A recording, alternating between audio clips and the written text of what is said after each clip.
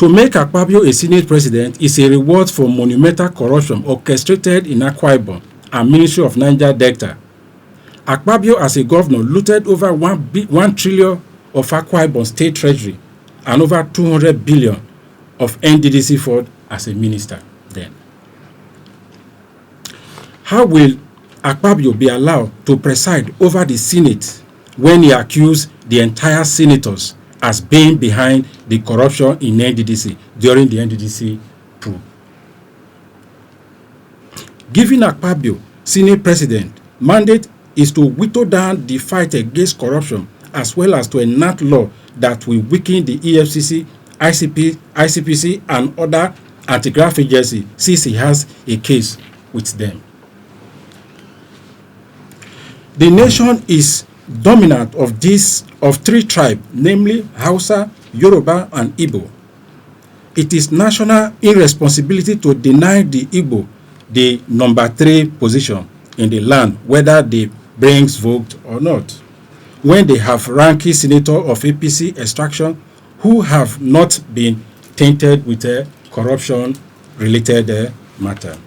It is akin to give a PDP member the number 3 position in the land and say that APC lied against PDP after destroying Nigeria.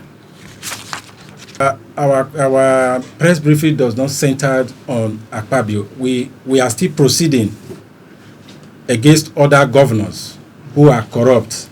We do not narrow it down because of Akpabio is vying for the position of the Senate president. What we are saying is that a corrupt person or perceived corrupt person should not be allowed to be in a position of authority, because that will whittle down the fight against corruption. Before now, it's on record that EFCC has invited him prior before now. Investigation is going on, while prosecution is still ongoing, subject to the direction of the commission. So therefore, we are still calling them with this fresh revelation to show to him. He may not even, he's just only vying for the position. It's not as if when he say, I'm going for the Senate president, automatically he will become the Senate president. So we are only drawing attention of the public to the monumental corruption. No authority or person or individual has approached us to speak on issue of Akpabio. The facts are there, the records are there, so it's not about talking about individual per se. We are talking about the record. If you look at the money I raised, the issue I raised, they call for question. Further details of the report of the findings are broken down below for public consumption. AKWA-IBOM State 2011 fact finding. I refer to the Treasury Circular number TRY/A2 and B2/OAGF/CADO26/V of the 24th of March 2009 state that all procurement of stores and services exceeding 200,000 shall be made only through the award of a contract. Similarly, Treasury Circular number TRY/A2 and 383/2013 OAGF/CADO26/V/1/188 of the 9th of April 2013 emphasized that cash withdrawal in excess of 200,000 shall not be granted to any officer for procurement of goods and service, but the procurement shall be given out as a contract. I also refer to the Financial Regulation 603, which states all voucher shall contain full particulars of each service, such as date, number, quantity, distance, and rate, and will invariably be supported by relevant documents such as LPOS, invoice, special letter of authority, timesheet, rate, etc. Yes, we raise some issues which are very, very vital. One of the issues as follows: circumvention of procurement procedures. I raise some of them for the purpose of emphasis. Finding revealed that Friday J. Ituk received a total of 25,400,000 from the AKWA-IBOM State Sub-Treasury MIKPT ENIN from the First Bank account with account number 200-607-1033.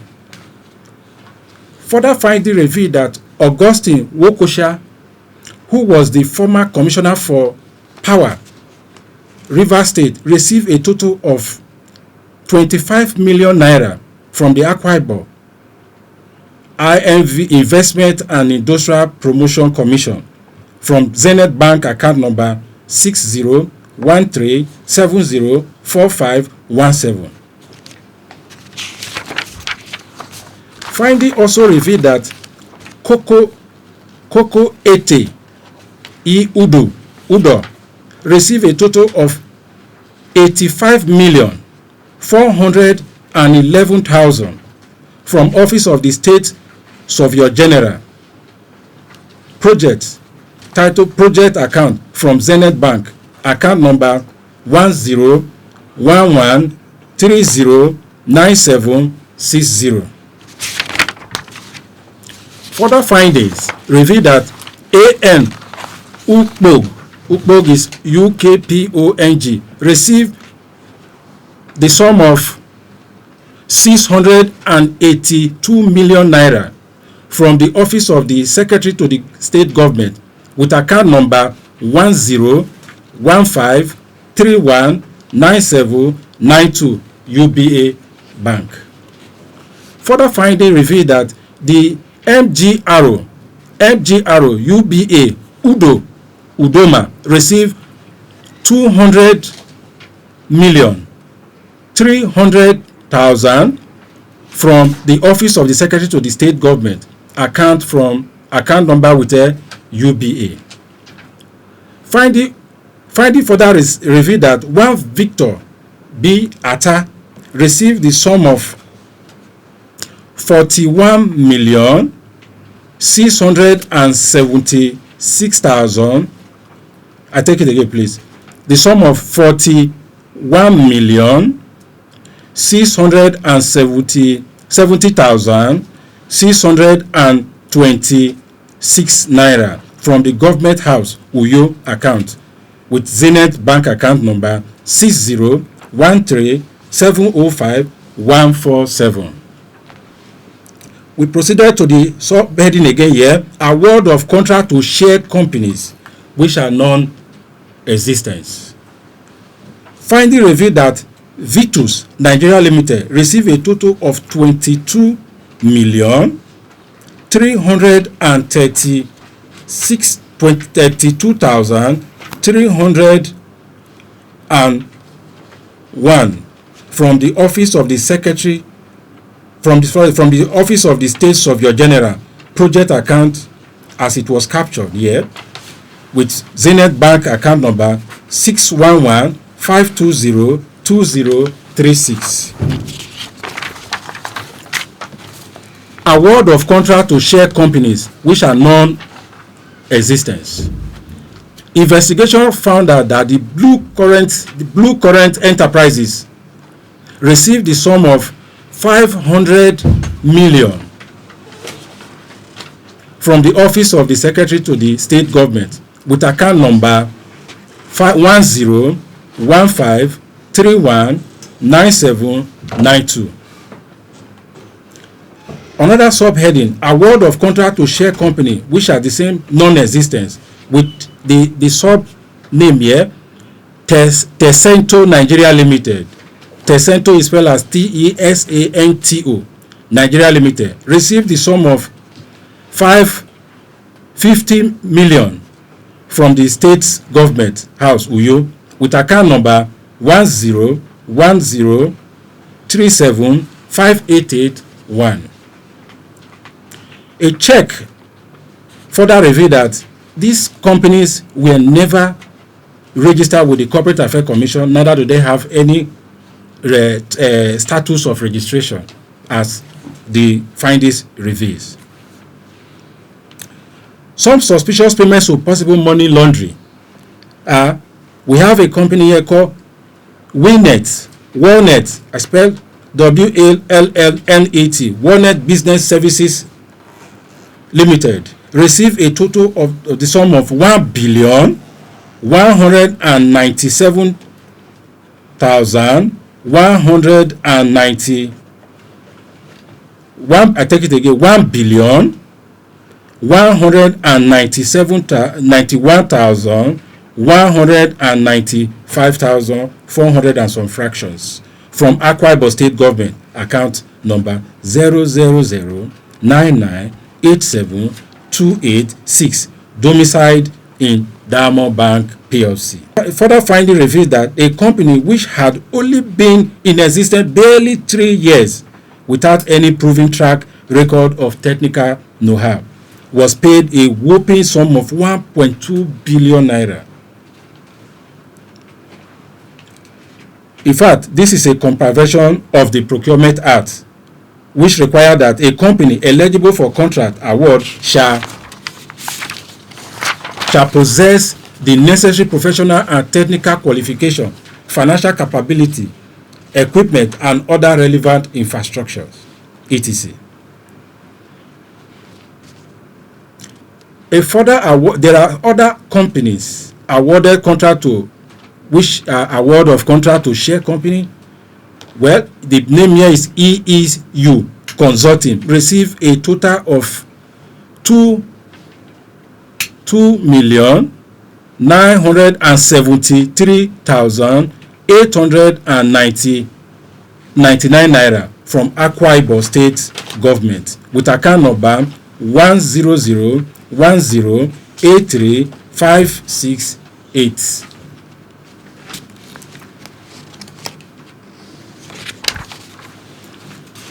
A deep digging showed that one Charlie M. Udobok is a permanent secretary moved a total of 30 billion from AKWA-IBOM State Treasury under the instruction of Godswill Akpabio without any transaction description to show.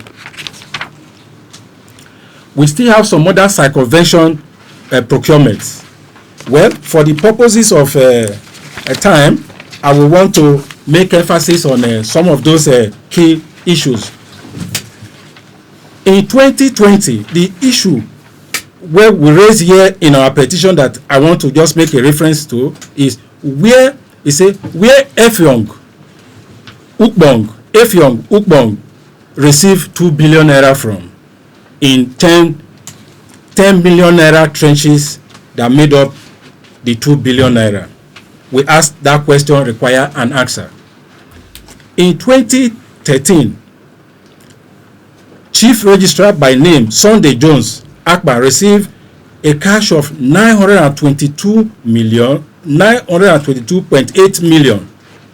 It calls for question for such transactions. Akpabio directed one Charlie Udwebok to withdraw 5.3 billion that year in cash from government house impress. Account should be with account no designation to state the purpose for which it was meant for. The money was only merely withdrawn. This showed that telling that the National Assembly clerk of the DFA to withdraw billion if he's elected as a Senate president. In 2014, the same Charlie Udubok, who is the permanent secretary of government house on Akpabio instruction, withdraw the sum of 3.5 billion naira under the supervision and direction of Godswill Akpabio. In one day, he withdrew 540 million, being the second day of March, and the same subsequent withdrawal of 390 million naira on the 13th of November 2014. We find this so curious that such a withdrawal can be carried out under a man who claims or who wants to become the Senate president. We frown at this monumental corruption. In conclusion, gentlemen of the press, while thanking you for patience throughout this long presentation, we wish to inform you that we shall proceed to the Economic and Financial Crime Commission and the ICPC at their various headquarters after this briefing to submit these fresh findings, with the hope that it helps the anti-graft agency to pursue a conclusive end to the corruption imbroglio of the state. We must say that the fight against corruption is for me, is for you, and every other person. We cannot be in isolation or silent to say we are fighting corruption. We cannot just be mentioning names. Those who are corrupt should be brought to book. That is the only way we can enjoy the dividend of democracy. We still use this opportunity to call on the president-elect and the outgoing president that they should look at people that they are bringing into position, or those who are in position, so that they can scrutinize them thoroughly and properly before giving them a position of authority. Thank you very much for your time. Well, the fight for corruption is a collective one. You asked why now. There's any time to even come out to demand for stewardship report. It is a time like this from Akpabio. He has been a state governor. He has been having problems accounting for his stewardship. He was one time a senator. He served as a minister. This is the appropriate time to demand him to give account of those stewardship. Why I'm saying this is that an event happened some years back when it was speculated that the then Pope was going to hand over to Cardinal Arinze. If you watch what happened that time, virtually all the world reporters were in Anambra State. What did they come to do? They came to know whom this man is, where he's coming from, the stories behind his childhood experiences. It helps leaders to form opinion about those they are going to saddle with a leadership position. It is not about anybody wanting to enchant. You see, this is a narrative they've always want us to follow. We have to really change that. If I want to ask anybody anything, it is when I feel it is necessary that he will give me answers. And that time is now. We should begin to engage these people, because at the end of the day, the ordinary people are the one that receive the brunt of bad leadership. If he has been accused to have stolen state fund, we should demand for accountability before we entrust another leadership position into his hand. Talking about safety, we are quite conscious of what we are doing. Safety is of the Lord, for sure. But then, are we going to be afraid, continue to shy away from doing what is right for Nigerian people? No. I am a father. If I die in the cause of saying the truth for this country, I think my children will celebrate me that I die in that cause. But I can tell you, no one can harm us. If he feels that what we have mentioned is not the right thing, he has right of response. He can sue us. It is allowed. But we have quoted, giving account details, mentioning money, mentioning names. To a very large extent, it shows that we know what we are doing. This is not the first time we are holding press conference about anybody. Anybody can receive it. We are ready for them. Why Akpabio now is because there is this speculation that he's going to be entrusted with another leadership position. He's not done with us. He's answerable to Nigerian people. What these people do is when they get there, when it is time for vote, they can humble themselves. Once they get there, the issue of giving stewardship account has been a challenge in Nigeria. Nobody wants, they feel so exalted that they don't owe you any response. We are not going to continue that way, because this is Nigerian money. This is Nigerian position. You and I legitimize the power they wield. I know you know that. So this is the right time. Thank you. Thank you very much.